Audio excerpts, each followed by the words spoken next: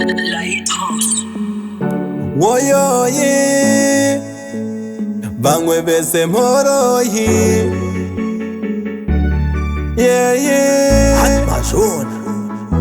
vanondisimbisa teki one good na soft hanzi star wayirambo chipedza masports fonditi the best kukatora poto nemugoti ubike dzinosipa asi usazowanze soti ndisingataure big j nazowi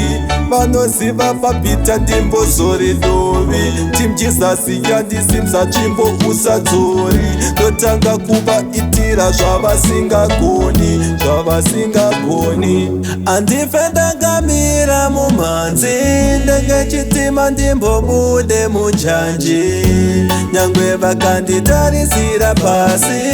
magitare ndongokwenyonge munyaviri andife ndakamira mumhanzi ndenge chitima chimbobude munjanji nyangwe vakanditarisira pasi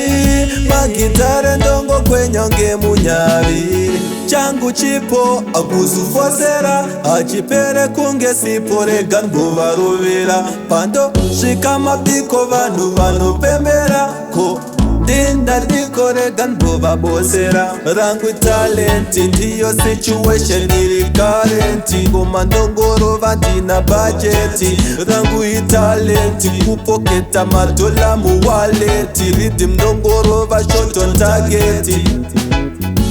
andife ndakamira mumhanzi ndenge chitima ndimbobude munjanji nyangwe vakanditarisira pasi magitare ndongokwenyonge munyaviri andife ndakamira mumhanzi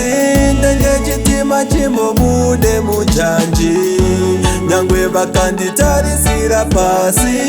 magitare ndongokwenyonge munyaviri teki one good na soft hanzi star wayirambo chipedza masports fonditi the best kukatora poto nemugoti ubike dzinosipa asi usazowanze soti ndisingataure big j nazowi vanoziva papita ndimbozori dovi tim jesus yandisimsa tsvimbo usadzori ndotanga kuvaitira zvavasingagoni